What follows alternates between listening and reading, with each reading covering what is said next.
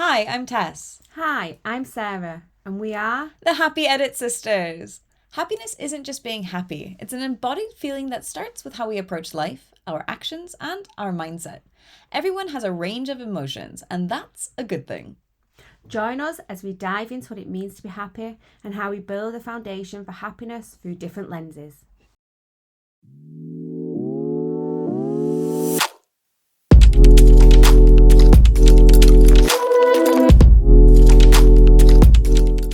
Hello, Tess. How are you? I am so good. How are you today, Sarah? I'm good, thank you. I'm good.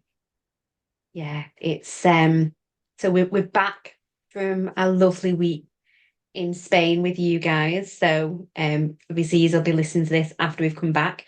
So we had a lovely, lovely time. It just felt too short. It felt like we weren't there long enough. And I know we was there for a week, but it went too fast. So can't wait to, well, even when we were there, we were trying to work out when we can get there next year, weren't we? Yeah, yeah. No, I agree. It went by really, really quickly. I think you guys came out like 2 days longer last year, and I think we could really notice that there was that difference of time. Like, oh, we don't have quite the same amount of time that we had the year before. Yeah, But as always, it was lovely to have you all here, and the sun even came out for the most of it. it did. It did. We only had a few little bouts of rain, didn't we? We did. And if anybody has listened to Tea with Tess, then they, read your newsletter into it and things like that. And Morning pause and tea. yeah, morning pause and tea. That so you'll have heard about our little mishap with the passport. So yeah, Tess can put a little link in the bottom of the episode for you to go and have a little bit of a read through that. We won't tell you now. We'll leave it as a little bit of a well, what's the word? Cliffhanger. And I purposely didn't name you in that, Sarah. Yes, go and have a little bit of a read. Um, yeah, yeah. No, it was a really good time though. Like even with that, I think that was, it just added a little extra flavor, a little extra chili spicing. It sure did. I literally said to my mother-in-law, Betty, I was like, so we had drama going to Spain with passports and drama coming out of Spain with passports. So definitely Tess will put a link to the article that she's wrote in the newsletter so that you can have a little read through. Don't want to give any spoilers, but we made it back. Spoiler, you're there. Yes. Um, Well, okay. So today we wanted to give you a little bonus episode. So this can actually be a really good tool and technique when you are feeling a little discombobulated or stressed out. And you want to, you feel like it's going to be really helpful for you in that moment to ground and come back into the present moment. So I do believe at some point we have mentioned this during the this 3 seasons that we've done, but we haven't actually done a full bonus episode for this and just really like focused in on it. So what we're going to share with you is a technique called like the five senses mindfulness meditation. And it's exactly what you think it is. You go through your five senses and you use each of those senses to help you come back into the body. And what we start first by kind of going out and being in the outer space around us, and little by little, we work to come into our body. This is a really nice way to help bring you back in without kind of that jarring sensation of like maybe if you are feeling Mhm. uncomfortable for whatever reason, if you jump straight into the body, then it can be like, oh my gosh, what's going on? So it's kind of taking those nice little steps to get you back into your body and finding that calm sort of resonance there in the middle. Yeah, definitely. And this is a technique that I use quite a lot with my clients as well. So it was a technique that I learned when we were doing CBT and we were doing the mindfulness module in CBT. And I find it really, really helpful. I find it helpful to use personally. I maybe should have used it a little bit more on Sunday. Um, Clients find it helpful as well. And completely agree, Tess. It just allows you to gradually kind of come back in to yourself and to reconnect with yourself as Yeah. well. Um, Yeah. Yeah, and I think yeah. it's one of those things like anything, right? It's about practicing. And sometimes when we bring these things more into our lives, our daily lives, even when we're not feeling that stress, we then, when we come into those stressful moments, it's easier to come into it. Not always, but when the more practice that we do give it in times of quote unquote calm, then it becomes sort of muscle memory. So when you're in those more stressful moments, you're like, okay, what tools do I have that I can use? What tools do I have that I can bring in right now, even in when I'm in that state of, oh my gosh, what am I gonna do? Um, Definitely. so I personally like using my hand with this. I don't know about you, Sarah, if you like using your hand with this, but I feel like it's kind of nice to Mhm, just kind of physically see um the sort of the countdown of it. yeah. So when I do this and when I share this with my clients, it's like, okay, so you have five senses. So you hold up your hand, your five fingers, and you say, okay, what are starting first with the five? What are five things that I can see? So once again, you're starting and sort of looking out into the distance. Okay, what can I see around me? What are, maybe what are colors? What are shapes? What are physical objects? And maybe you're not able to think of the actual object name, and that's okay, right? But just sort of acknowledging that that object is there is sometimes just that, little and little by little, the more you do it, maybe you can start thinking of actual words. Yeah, and looking beyond that kind of immediate space as well. So looking into the distance of what you can see. So kind of really really looking around you as well. Yeah. Yeah. And then the fourth one is so four things that we can touch. So kind of really physically kind of, I always kind of say to people, stand up if you can. You might not be able to, but if you can, stand up, move across the room. It might be that you might be outside, kind of move across the garden and go and touch that thing. So that those things, four things that you can touch. But again, not just kind of while you sat in the chair those things really close. It might be that you might not be able to walk across the room, and that's okay. Do that. Do use those things that are close by as well. But if you can stand up, kind of explore that space around you. Yeah, and it doesn't necessarily have to be with your fingers either. You could say, okay, what are my feet touching?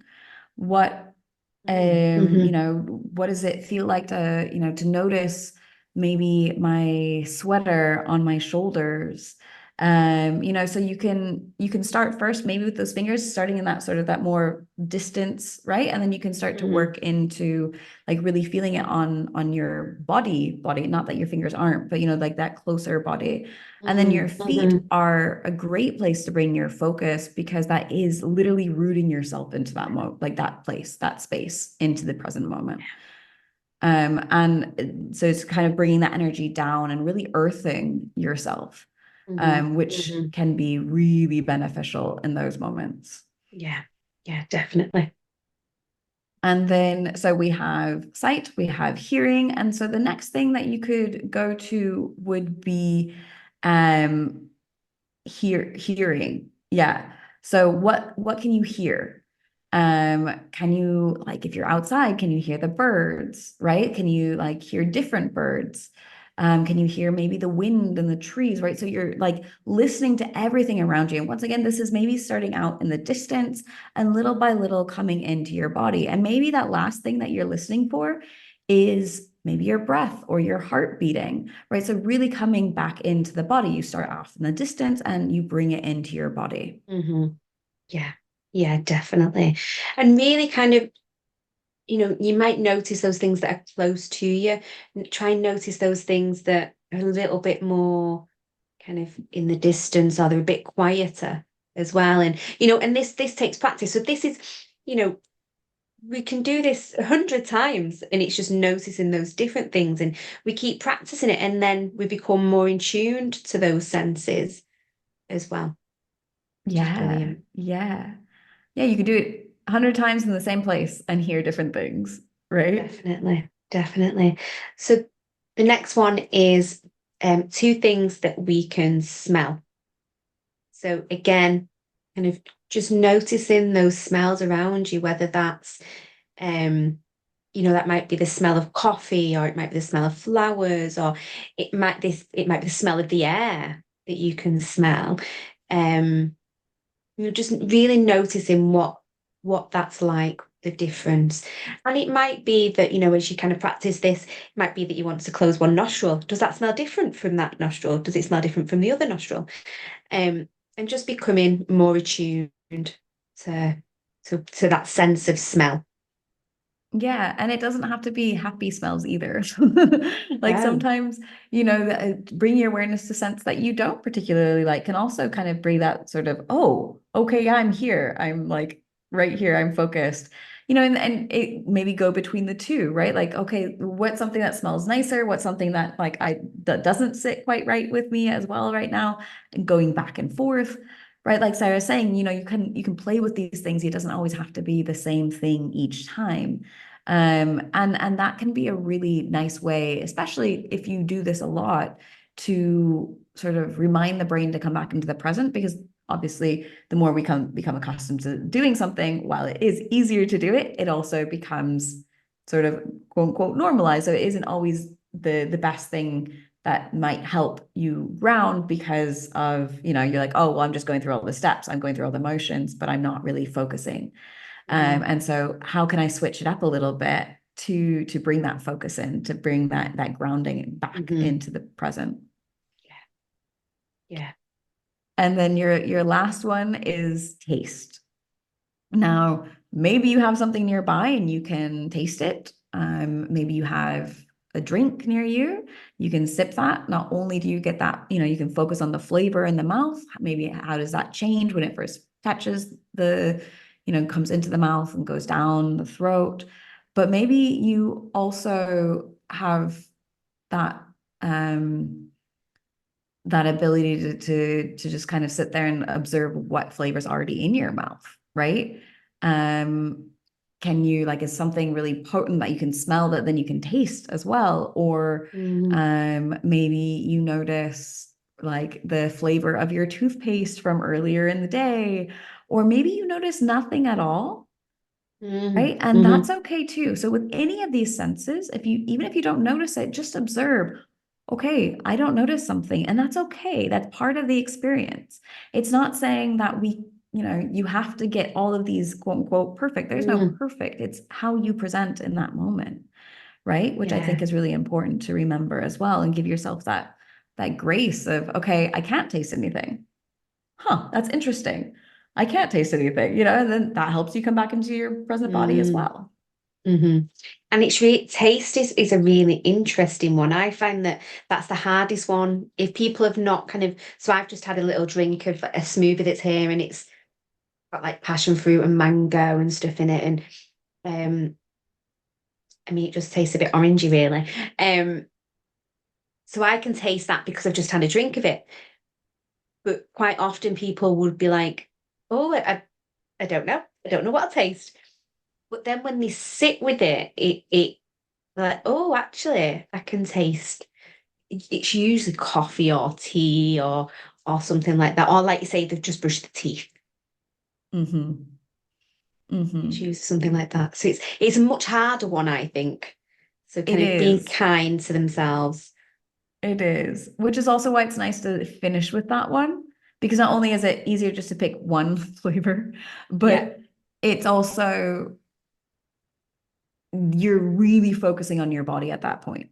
You're really coming back into your body. And so it's like taking those little tiny steps, right? Coming back in. And that's also why it's nice sometimes to bring it with the hand, because you're like, okay, 5 things that I can see.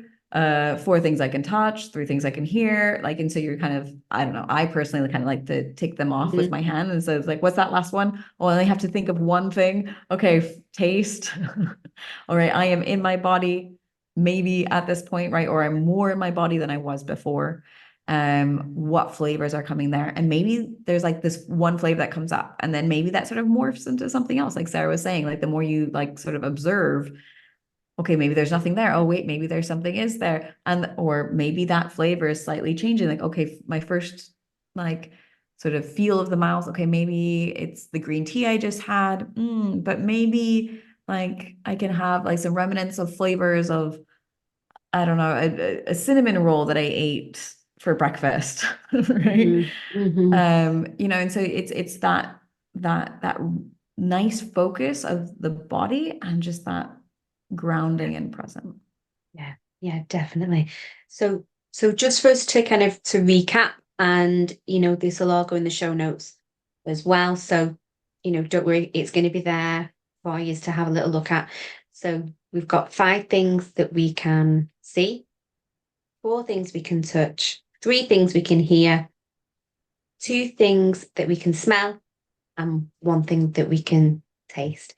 And just kind of play around with it and just keep practicing it, do it in different places as well. So it's not something that we need to do when we're feeling anxious. It's something that we can do at any point. So it might be that you go to the beach and you do it, you go for a little walk, or you do it in your house, you do it in the bath, wherever it is that you want to kind of just have a little practice of this technique. It can be something you do really quickly and something you spend a little bit more time over as well. But let us know what you think, how you have experienced doing the 5 senses. Yeah, let us know. I always love to hear like the different ways that people connect with this, because it is everyone does it a little different, and that's really cool. And it's always cool for me to kind of go, oh, I hadn't thought of that before. So please share it with us. You can share it on our Instagram. You can send us a private message either to Sarah or myself. And as always, if you enjoyed this episode, give us a like or a rating on iTunes or Spotify. Leave us a review if you like. And of course, best of all, share it with friends and family. And, if they can get benefit from this, we'd love for them to have access to it as well. Definitely. Thank you, everybody, for listening. Thank you. At the Happy Edit podcast, we're mindful that the podcast is not a replacement of therapy. If you do need further support, please do contact us on our contact details in the show notes. And we're more than happy to offer further support and guidance and direct you to places like the counselling directory or therapy directories. If you do also need further support, we would also recommend you contacting your primary healthcare provider. Thanks very much for listening, and we'll see you all soon. Bye.